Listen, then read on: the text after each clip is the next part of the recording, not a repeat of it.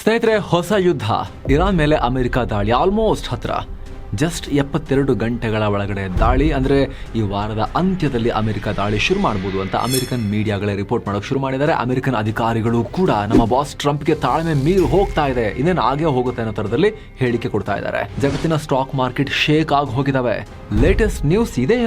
ಇವತ್ತಿನ ಮಾರ್ಕೆಟ್ ನೋಡಿ, ಸೆನ್ಸೆಕ್ಸ್ ನಿಫ್ಟಿ ನೋಡಿ ಬಿದ್ದು ಹೋಗಿದಾವೆ. ಅಮೆರಿಕ ಇರಾನ್ ಹತ್ತಿರಕ್ಕೆ 200+ ಯುದ್ಧ ವಿಮಾನ ಮೂವ್ ಮಾಡ್ತಿದ್ದ ಹಾಗೆ ಮಾರ್ಕೆಟ್ಗೆ ಭಯ ಶುರುವಾಗಿದೆ. ನಮ್ಮ ಇಂಡಿಯಾ ವಿಕ್ಸ್ ನೋಡಿ, ನಿಯರ್ಲಿ 12% ಜಂಪ್ ಆಗಿತ್ತು, ಆಮೇಲೆ ಫೈನಲಿ 10% ಸೆಟ್ಲ್ ಆಯಿತು. ವಿಕ್ಸ್ ನಿಮಗೆ ಗೊತ್ತಿರ್ಬೋದು, ವಾಲಟಿಲಿಟಿ ಇಂಡೆಕ್ಸ್. ಭಯ ಆದಾಗ ಇದು ಮೇಲಕ್ಕೆ ಹೋಗುತ್ತೆ. ಈ ಹಿಂದೆ ಟ್ಯಾರಿಫ್ ಹಾಕಿದಾಗಲೂ ಮೇಲಕ್ಕೆ ಹೋಗಿತ್ತು ಇಂಡಿಯಾ ವಿಕ್ಸ್. ಅದಕ್ಕಿಂತ ಹಿಂದೆ ಲೋಕಸಭಾ ಚುನಾವಣೆ ರಿಸಲ್ಟ್ ಬಂದಾಗ ಮೋದಿ ಸರ್ಕಾರಕ್ಕೆ ಬಹುಮತ ಬರಲ್ಲ ಅಂದಾಗಲೂ ಕೂಡ ಸಡನ್ ಆಗಿ ವಿಕ್ಸ್ ಮೇಲೆ ಹೋಗಿತ್ತು. ಕೋವಿಡ್ ಟೈಮ್ನಲ್ಲೂ ಕೂಡ ಮೇಲೆ ಹೋಗಿತ್ತು. ಗ್ರಾಫ್ ನೋಡ್ತಾ ಇದ್ದೀರಾ, ಮಾರ್ಕೆಟ್ ಕೆಳಗೆ ಬೀಳುತ್ತೆ ಅವಾಗ, ಆದರೆ ವಿಕ್ಸ್ ಮೇಲಕ್ಕೆ ಹೋಗುತ್ತೆ, ಆತಂಕದ ಇಂಡೆಕ್ಸ್ ಮೇಲಕ್ಕೆ ಹೋಗುತ್ತೆ. ಭಾರತದ ಮಾರ್ಕೆಟ್ ಕೂಡ ಮುಂದೆ ತನ್ನ ಪಕ್ಕದಲ್ಲೇ ಭಾರಿ ಅನಾಹುತ ಆಗೋದನ್ನು ಇಲ್ಲಿ ಸೆನ್ಸ್ ಮಾಡ್ತಾ ಇದೆ. ಯಾಕಂದರೆ ಎಷ್ಟು ದಿನ ಅಮೆರಿಕ ಏನು ಮಾಡ್ತೀನಿ ಅಂತ ಹೇಳ್ತಾ ಇತ್ತು, ಅದನ್ನು ಜಾರಿಗೆ ತರೋಕೆ ಹೆಜ್ಜೆ ಇಡ್ತಾ ಇದೆ. ಜಿನೆವಾದಲ್ಲಿ ಮಾತುಕತೆ ಫೇಲ್ ಆಗ್ತಿದ್ದ ಹಾಗೆ America kinetic action, military action ತಗೊಳ್ಳೋಕೆ ಮುಂದಾಗಿದೆ. ಅಮೆರಿಕನ್ ಅಧಿಕಾರಿಗಳು ಕೂಡ 72 ಗಂಟೆಗಳ ವಾರ್ನಿಂಗ್ ಕೊಡ್ತಾ ಇದ್ದಾರೆ. ನಮ್ಮ ಬಾಸ್ ಟ್ರಂಪ್ ತಾಳ್ಮೆ ಕಳ್ಕೊಳ್ತಾ ಇದ್ದಾರೆ ಅಂತ ಓಪನ್ ಸ್ಟೇಟ್ಮೆಂಟ್. ಇದಕ್ಕೆ ತಕ್ಕಂತೆ ಅಮೆರಿಕ ಕೂಡ ತನ್ನ ಸೇನಾ ನಿಯೋಜನೆ ಹೆಚ್ಚು ಮಾಡಿದೆ. 2 ದಶಕಗಳ ನಂತರ, ಅಂದರೆ 2003ರಲ್ಲಿ ಸದ್ದಾಮ್ ಹುಸೇನ್ ವಿರುದ್ಧ ಯುದ್ಧ ಆದ ನಂತರ ಫಸ್ಟ್ ಟೈಮ್ ಅಮೆರಿಕ ಈ ಪ್ರಮಾಣದ ಸೇನಾ ಜಮಾವಣೆ ಮಾಡಿದೆ. ಇರಾನ್ ಸುತ್ತುವರೆದು 200 ಯುದ್ಧ ವಿಮಾನ, ಕಂಡು ಕೇಳರಿಯದ ಶಸ್ತ್ರಾಸ್ತ್ರಗಳು.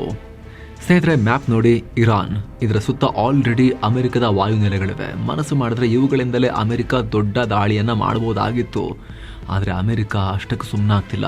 ಹೊಸದಾಗಿ ನೀರಿಂದ, ನೆಲದಿಂದ, ಆಕಾಶದಿಂದ ಎಲ್ಲ ಕಡೆಯಿಂದಲೂ, ಜಗತ್ತಿನ ಮೂಲೆ ಮೂಲೆಯಿಂದಲೂ ಸೇನೆಯನ್ನು ಇರಾನ್ ಕಡೆಗೆ ಮೂವ್ ಮಾಡ್ತಾ ಇದ್ದಾರೆ. ಹಿಂಡು ಫೈಟರ್ ಜೆಟ್ಗಳು ಇರಾನ್ ಸುತ್ತ ನಿಯೋಜನೆ ಆಗ್ತಿವೆ. 200+ ಫೈಟರ್ ಜೆಟ್ಗಳ ನಿಯೋಜನೆ ಆಲ್ರೆಡಿ ಆಗಿ ಹೋಗಿದೆ. ಬ್ರಿಟನ್ನ ಲೇಕನ್ ಹಿತ್ ಬೇಸ್ನಿಂದ, ಸ್ಪೇನ್ನ ಮೊರೋನ್ ಏರ್ಬೇಸ್ನಿಂದ F-35 ಕಳಿಸಲಾಗ್ತಿದೆ. ಇಟಲಿಯ ಏವಿಯಾನೋ ಬೇಸ್ ಮತ್ತು ಜರ್ಮನಿಯ ಸ್ಪಾಂಗ್ ಡ್ಯಾಲೆಮ್ ಬೇಸ್ನಿಂದ F-16 ಬಂದಿಳಿದಿವೆ. ಅಮೆರಿಕದ F-22 ರ್ಯಾಪ್ಟರ್ಗಳನ್ನು ಕೂಡ ಅಖಾಡಕ್ಕೆ ಇಳಿಸಲಾಗಿದೆ. ಒಂದೆರಡಲ್ಲ, ಭರ್ತಿ 150 ಮಿಲಿಟರಿ ಕಾರ್ಗೋ ವಿಮಾನಗಳು ನಿರಂತರ ಮಿಡಲ್ ಈಸ್ಟ್ ನೆಲೆಗಳಿಗೆ ಆಯುಧಗಳನ್ನು ತಂದು ಡ್ರಾಪ್ ಮಾಡ್ತಾ ಇವೆ. KC-135 ಅಂದರೆ ಏರ್ ಕ್ರಾಫ್ಟ್ಗಳಿಗೆ ರಿಫ್ಯೂಲಿಂಗ್ ಮಾಡೋ ವಿಮಾನಗಳನ್ನು ಕೂಡ ನಿಯೋಜನೆ ಮಾಡ್ತಾ ಇದ್ದಾರೆ. ಈ ರಿಫ್ಯೂಲಿಂಗ್ ಮಾಡೋ ವಿಮಾನಗಳೇ ಒಂದೆರಡಲ್ಲ ಸ್ವಾಮಿ, 40 ದಾಟ್ತಾ ಇದ್ದಾವೆ. ಯುದ್ಧ ವಿಮಾನಗಳಿಗೆ ಇಂಧನ ಹಾಕೋ ವಿಮಾನಗಳಿವು 40 ದಾಟ್ತಾ ಇದ್ದಾವೆ. ಅಂದರೆ ಯೋಚನೆ ಮಾಡಿ ಅಮೆರಿಕ ಏನು ಮಾಡೋಕೆ ಹೊರಟಿದೆ ಅಂತೇಳಿ. ಹಾಗೆ 6 E-3G ಸೆಂಟ್ರಿ ವಿಮಾನಗಳನ್ನು ಮಿಡಲ್ ಈಸ್ಟ್ಗೆ ರವಾನಿಸಿದ್ದಾರೆ. ಇವು ಅರ್ಲಿ ವಾರ್ನಿಂಗ್ ಸಿಸ್ಟಮ್ಸ್. ಹಾಗೆ ಒಂದು E-11A BACN ವಿಮಾನವನ್ನು ಕೂಡ ನಿಯೋಜಿಸಿದ್ದಾರೆ. ಇದು ಯುದ್ಧ ಭೂಮಿಯಲ್ಲಿ ಕಮ್ಯುನಿಕೇಷನ್ಗಾಗಿ ಬಳಕೆ ಮಾಡೋ ವಿಮಾನ. ಇದನ್ನು ಬ್ಯಾಟಲ್ ಫೀಲ್ಡ್ ಏರ್ಬೋರ್ನ್ ಕಮ್ಯುನಿಕೇಷನ್ಸ್ ನೋಡ್ ಅಂತ ಕರೀತಾರೆ. ಅಲ್ಲದೆ ಈ ಸಲ F-15E ಸ್ಟ್ರೈಕ್ ಈಗಲ್ಸ್ ಮತ್ತು F-16 ಫೈಟಿಂಗ್ ಫಾಲ್ಕನ್ಗಳನ್ನು ಕೂಡ ಇರಾನ್ ಕಡೆಗೆ ಮೂವ್ ಮಾಡ್ತಾ ಇದ್ದಾರೆ. ಇವು ಗ್ರೌಂಡ್ ಸ್ಟ್ರೈಕ್ ಮಾಡೋಕೆ ಹೇಳಿ ಮಾಡಿಸಿದ ವಿಮಾನಗಳು. ಸಮುದ್ರದಲ್ಲಿ ಕಾದು ನಿಂತ ದೊಡ್ಡ ನೌಕೆಗಳು. ಎಸ್, ಏರ್ ಅಸೆಟ್ಸ್ ಬರೀ ಆರಂಭ ಅಷ್ಟೇ, ಟ್ರೇಲರ್ ಅಷ್ಟೇ. ಈಗ ಸಮುದ್ರದ ಕಡೆಗೆ ನೋಡಿ, ಈಗ ಅಮೆರಿಕನ್ ನೇವಿ ತನ್ನ 15 ಬೃಹತ್ ಯುದ್ಧ ನೌಕೆಗಳನ್ನು ಮಿಡಲ್ ಈಸ್ಟ್ನಲ್ಲಿ ನಿಯೋಜನೆ ಮಾಡಿದೆ.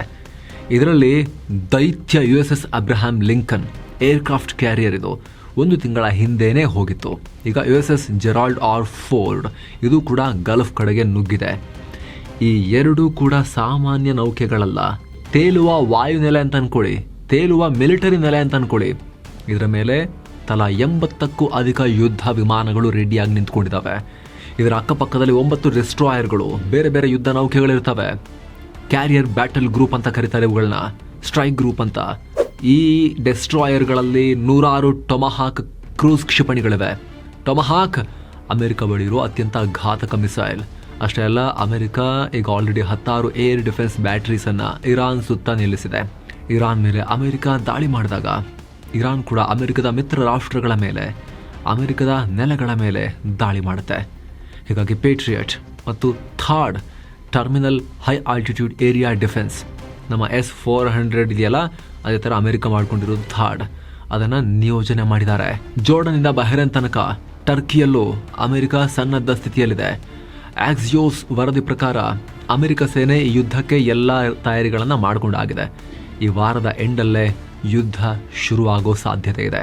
ಟ್ರಂಪ್ ಜಸ್ಟ್ ಓಕೆ ಹೇಳೋದಷ್ಟೇ, ಗೋ ಅಹೆಡ್ ಅಂತ ಹೇಳೋದಷ್ಟೇ ಬಾಕಿ ಇದೆ ಅಂತ ಉಲ್ಲೇಖ ಮಾಡಿದ್ದಾರೆ. 90% ಯುದ್ಧ ಸಾಧ್ಯತೆ ಇದೆ, ನಮ್ಮ ಡಿಮಾಂಡ್ಗಳಿಗೆ ಇರಾನ್ ಒಪ್ತಾ ಇಲ್ಲ ಅಂತ ವೈಟ್ ಹೌಸ್ನ ಹಿರಿಯ ಅಧಿಕಾರಿ ಕೂಡ ಸ್ಟೇಟ್ಮೆಂಟ್ ಕೊಟ್ಟಿದ್ದಾರೆ. 90% ಯುದ್ಧ ಸಾಧ್ಯತೆ ಅಂತ.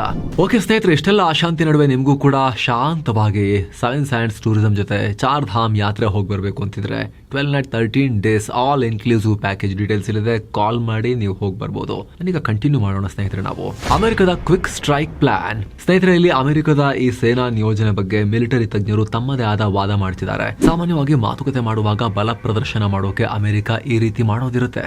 ಆದ್ರೆ ಈ ಸಲ ಅಮೆರಿಕ ಬರೀ ಬಲ ಪ್ರದರ್ಶನ ಮಾಡ್ತಾ ಇಲ್ಲ, ಇದು ಯುದ್ಧ ತಯಾರಿಯ ಸ್ಪಷ್ಟ ಸೂಚನೆ ಅಂತ ಎಕ್ಸ್ಪರ್ಟ್ಸ್ ಹೇಳ್ತಾ ಇದ್ದಾರೆ. 2 ಬೃಹತ್ ಏರ್ಕ್ರಾಫ್ಟ್ ಕ್ಯಾರಿಯರ್, 200 ಯುದ್ಧ ವಿಮಾನಗಳು, 40ಕ್ಕೂ ಅಧಿಕ ರಿಫ್ಯೂಲಿಂಗ್ ವಿಮಾನಗಳು, 106 ಕಾರ್ಗೋ ವಿಮಾನಗಳು, ಇಷ್ಟೆಲ್ಲ ಬರೀ ಹೆದರಿಸ್ಲಿಕ್ಕೆ ಡಿಪ್ಲಾಯ್ ಮಾಡ್ತಾರ? ಅವುಗಳನ್ನ ಬಳಸೋ ಸ್ಪಷ್ಟ ಉದ್ದೇಶ ಇಲ್ಲ ಅಂತ ಹೇಳಿದ್ರೆ ಇಷ್ಟೆಲ್ಲ ಜಮಾವಣೆ ಯಾರೇ ಮಾಡ್ತಾರೆ? ಅಲ್ಲದೆ ಇರಾನ್ ಅಂತ ರಾಷ್ಟ್ರಕ್ಕೆ ಅಮೆರಿಕ ಬೆದರಿಸಿ ಎಲ್ಲ ಹೇಳೋ ಅವಶ್ಯಕತೆ ಇಲ್ಲ. ಅಮೆರಿಕದ ಶಕ್ತಿ ಏನು, ಅವ್ರು ಏನ್ ಮಾಡಬಲ್ಲರು ಅನ್ನೋದು ಇರಾನಿಗೆ ಚೆನ್ನಾಗಿ ಗೊತ್ತು. ಅಮೆರಿಕ ತಂದಿಟ್ಕೊಂಡು ತೋರಿಸೋ ಅವಶ್ಯಕತೆ ಇಲ್ಲ. ಹಾಗಾಗಿ ಅಮೆರಿಕ ಈ ಸಲ ಸುಮ್ಮನಿರೋದಿಲ್ಲ ಅನ್ನೋ ಲೆಕ್ಕಾಚಾರ ಇದೆ. ಯಾಕಂದ್ರೆ ಇರಾನ್ ನಲ್ಲಿ ಅಮೆರಿಕಗೆ ಲಾಂಗ್ ಟರ್ಮ್ ಮತ್ತು ಶಾರ್ಟ್ ಟರ್ಮ್ ಪ್ಲಾನ್ ಇದೆ. ಕೆಲವರು ಹೇಳ್ಬೋದು, ಇರಾನ್ ಮೇಲೆ ದಾಳಿ ಮಾಡಕ್ಕಾಗಲ್ಲ, ತೈಲ ಬೆಲೆ ಜಾಸ್ತಿ ಆಗುತ್ತೆ ಅಂತ ಹೇಳಿ. ಅದು ನಿಜಾನೇ. ಈ ಭಾಗ ಪ್ರಪಂಚದ ಸೂಕ್ಷ್ಮ ಪ್ರದೇಶ. ಇರಾನ್ ಪಕ್ಕದಲ್ಲೇ ಸಾಗೋ ಹೊರ್ಮುಜ್ ಜಲಸಂಧಿ ಮೂಲಕ ಜಗತ್ತಿನ ಹತ್ತತ್ರ 30% ಕಚ್ಚಾ ತೈಲ ಸಾಗುತ್ತೆ. ಒಂದು ವೇಳೆ ಯುದ್ಧ ದೀರ್ಘಕಾಲ ನಡೆದರೆ ಇರಾನ್ ಈ ಜಲಸಂಧಿಯನ್ನು ಬ್ಲಾಕ್ ಮಾಡುತ್ತೆ ಅಥವಾ ತೈಲ ಹಡಗುಗಳ ಮೇಲೆ ದಾಳಿ ಮಾಡ್ಬೋದು, ಮುಳುಗಿಸ್ಬೋದು. 1-2 ಹಡಗು ಮುಳುಗಿಸಿದ್ರೆ ಮತ್ತೆ ಯಾರು ಅಲ್ಲಿ ಯುದ್ಧ ಮುಗಿಯೋ ತನಕ ಹೋಗೋಕೆ ಇಷ್ಟಪಡೋದಿಲ್ಲ. ಭಾರಿ ಪ್ರಮಾಣದ ಲಾಸ್ ಆಗುತ್ತಲ್ಲ, ಎಲ್ಲ ಹಿಂಜರಿತಾರೆ. ಆವಾಗ ಸಪ್ಲೈ ಚೈನ್ ಕಿತ್ಕೊಂಡು ಹೋಗುತ್ತೆ. ಆಗ ಅಮೆರಿಕ ವಿಲನ್ ಆಗುತ್ತೆ. ಅದರಿಂದ ಅಮೆರಿಕ ಹಿಂದೆ ಸರಿಯುತ್ತೆ ಅನ್ನೋದು ಇಷ್ಟು ದಿನದ ವಾದ ಆಗಿದೆ. ತೈಲ ಎಲ್ರಿಗೂ ಬೇಕಲ್ಲ, ಭಾರತ, ಚೈನಾ, ಅಮೆರಿಕದ ಮಿತ್ರರು ಎಲ್ರಿಗೂ ಬೇಕಲ್ಲ. ಹಾಗಾಗಿ ಆದ್ರೀಗ ಪರಿಸ್ಥಿತಿ ಬೇರೆನೇ ಇದೆ. ಅಮೆರಿಕ ಈ ಪ್ರಮಾಣದಲ್ಲಿ ಸೇನಾ ನಿಯೋಜನೆ ಮಾಡಿರೋದು ಕೂಡ ಇದನ್ನ ಮೈಂಡಲ್ಲಿ ಇಟ್ಕೊಂಡೆ.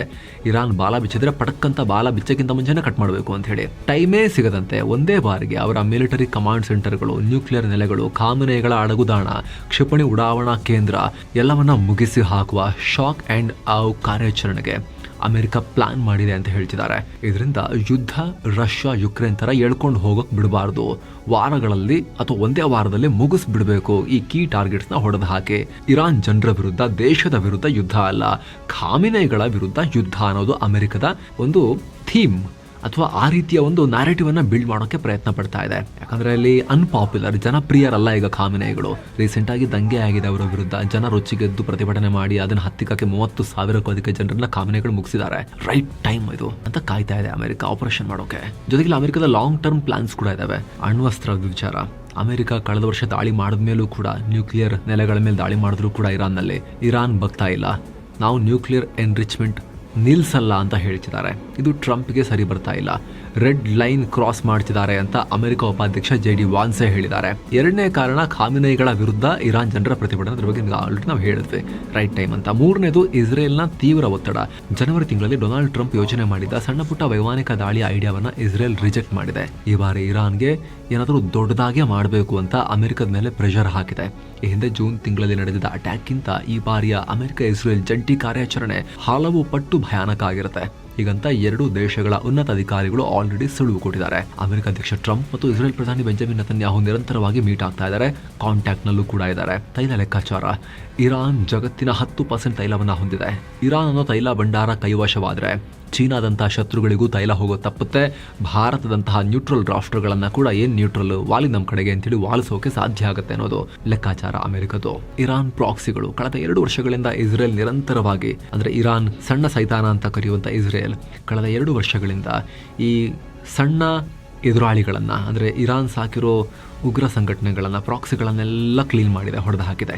ದೊಡ್ಡ ಸೈತಾನ ಬರೋದಕ್ಕೆ ಜಾಗ ಮಾಡಿಕೊಟ್ಟು ಕಾದು ಕುತ್ಕೊಂಡಿದೆ. ಬನ್ನಿ ಹೊಡೀರಿ ಅಂತ ಕರಿತಾ ಇದೆ ಅಮೆರಿಕವನ್ನ ಇಸ್ರೇಲ್. ಸೈತಾನ ಅಂತ ನಾವು ಕರಿತಿರೋದಲ್ಲ, ಇರಾನ್ ಕರೆಯೋದು, ಖಾಮಿನೆಗಳು ಕರೆಯೋದು ಅಮೆರಿಕವನ್ನ ದೊಡ್ಡ ಸೈತಾನ, ಇಸ್ರೇಲ್ ಅನ್ನ ಚಿಕ್ಕ ಸೈತಾನ ಅಂತ. ಹಾಗಾಗಿ ಈಗ ಫೈನಲ್ ಪ್ರಹಾರ ಹಾವಿನ ಬಾಲಕ್ಕೆಲ್ಲ ಹೊಡೆದಾಗಿದೆ, ತಲೆ ಹೊಡೆಯೋದು ಬಾಕಿ ಇದೆ ಅಂತ ಹೇಳಿ ಖಾಮಿನೆಗಳನ್ನ ಎಲಿಮಿನೇಟ್ ಮಾಡೋಕೆ ಅಮೆರಿಕ ಹೆಜ್ಜೆ ಇಡುತ್ತೆ. ಅದಕ್ಕೋಸ್ಕರ ಅಮೆರಿಕ ಕಾದು ಕುಂತ್ಕೊಂಡಿದೆ ಅಂತ ಹೇಳಿ. ಆ ಕಾಯುವಿಕೆ ಈಗ ಎಂಡ್ ಆಗಿ ಕೆಲವೇ ಗಂಟೆಗಳ ಫೈನಲ್ ಕೌಂಟ್ ಡೌನ್ಗೆ ಬಂದು ನಿಂತಿದೆ ಅಂತ ಅಮೆರಿಕನ್ ಅಧಿಕಾರಿಗಳೇ ಹೇಳಿಬಿಟ್ಟಿದ್ದಾರೆ. ಹೀಗಾಗಿ ಈ ಕಮಿಂಗ್ ವೀಕೆಂಡ್ ಜಗತ್ತಿನ ಪಾಲಿಗೆ ನಿರ್ಣಾಯಕ. ಇದಕ್ಕೆ ಸಂಬಂಧಪಟ್ಟಂತೆ ಏನೇ ಅಪ್ಡೇಟ್ ಬಂದರೂ ಕೂಡ ನಿಮಗೆ ತಲುಪಿಸುವಂತ ಪ್ರಯತ್ನವನ್ನ ನಾವು ಮಾಡ್ತಾನೆ ಇರ್ತೀವಿ. ಸಬ್ಸ್ಕ್ರೈಬ್ ಮಾಡದಿರೋ ವೀಕ್ಷಕರು ದಯವಿಟ್ಟು ಸಬ್ಸ್ಕ್ರೈಬ್ ಮಾಡಿ. ಹಾಗೆ ಸ್ನೇಹಿತರೆ, ವಿಡಿಯೋ ಕೆಳಗಡೆ ಜಾಯಿನ್ ಬಟನ್ ಇದೆ.